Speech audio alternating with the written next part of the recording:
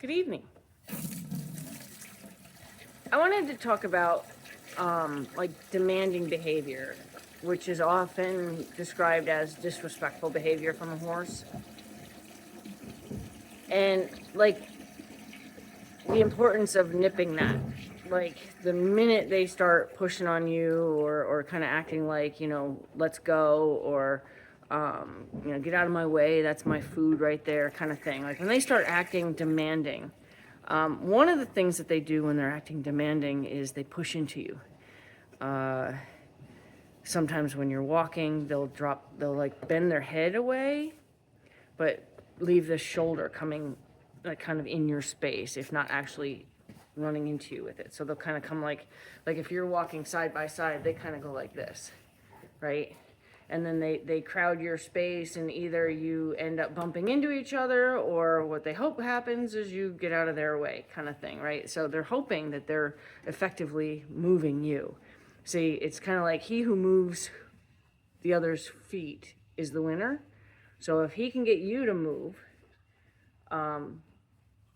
he's winning that kind of dominance game that he's playing. Now, when they're young, it is a game. It's just like watching two puppies, play real rough and determine which one wins the game. And that's gradually how they establish where they rank in their pack as a dog or in their herd as a horse.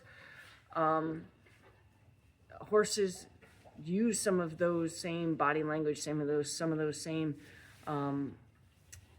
dominant play games with you, and the importance to ensure a good relationship with you in the long term is to not let those moments go unaddressed. So like I have a young horse here. He's 9 months old, I believe, and he comes in sometimes knowing that we're coming in for food, and he bends his head and neck away, and then say Tyson's butt is me, he'll come like this, right? And attempt to push me out of the way or run into me, or, cause some kind of reaction from me in a yielding way to him. He's demanding my space, because I don't want to use disrespect. There are points where it's disrespectful if, like, years from now, the horse, goes out of his way to do something mean to you. He is disrespecting you, yes.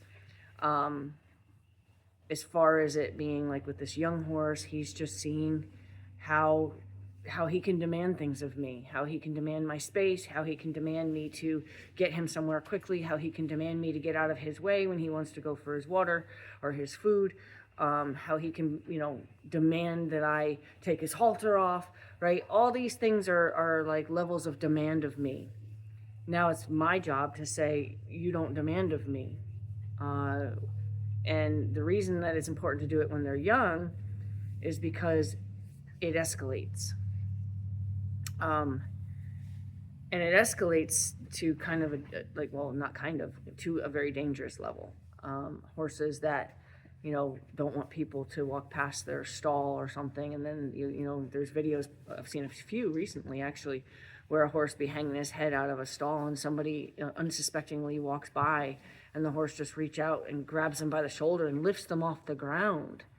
I watched one where the horse grabbed somebody who was walking by with her horse, grabbed her by the shoulder, picked her up, and threw her on the ground. Like, you saw the actual thrust downward, meant to throw her to the ground. That's an escalation, a terrible escalation of probably a lot of habitual demanding behavior that probably could have been fixed as he grew up. Now, can it be still fixed? I believe so, but I have to be honest, in a case like that, how to fix that is his demands are strong. The only way you're going to tell him that he has to respect your demands is you're going to have to be stronger. So it's not ideal that you wait until it becomes an actual battle with a horse. With these little ones, as they try it out, you fix it. It's so important to fix this stuff when they're little. and fix it as it comes up. That's why, like, I want to raise people's babies. I want to be able to be there for all of those trial moments. You know, he's going to give it a try, and I'm going to tell him no. He might try it again in a couple days, and I'm going to tell him no. And then before long, he just knows that that's just not how I treat humans. Because I really do see it as kind of almost equivalent to what I actually know from abusive relationship, where, you know, when the verbal demands of you or control isn't working anymore, that's when, you know, like a shove happens, or, you know, like a backhanded slap will happen. And then if that still, you know, if that somehow is no longer impactful in getting the control, then they might actually open hand slap you, or knock you down, or punch you, or when you're down, kick you, you know, and then it just gets bigger and bigger and stronger and more frequent, or more out of control. That's exactly what happens in these cases too. And, you know, not that a man should abuse a woman or a woman should abuse a man, but they're not 1,000 pounds. So we need to correct and raise these young horses with that in mind. Like, let's not see how much bigger he can get when his subtle demands no longer get what they want. You know what I mean? Because if he pushes into me and gets me out of his space, and he's used to doing that, and then somebody does stand up to him, he's gonna be like, oh yeah, you know? And then that's where that, you know, then that's when those arguments start happening, and where somebody's gonna get hurt. And that's where, like, a horse that, you know, got away with, you know, in somebody petting them, and then they nipped him, and it made somebody jump back, and oh, you know, now I know how to keep people away from me. And next thing you know, this is a horse that is on the attack, doesn't want people even walk past them anymore, you know, kind of thing. So those things can get so much bigger. If you want to raise a baby and you don't think that you're going to be on top of all of that, please call me. I will promise you that I will help you raise a very, very good, well-behaved horse who understands his horse-human relationship and what the rules there are. Have a great day.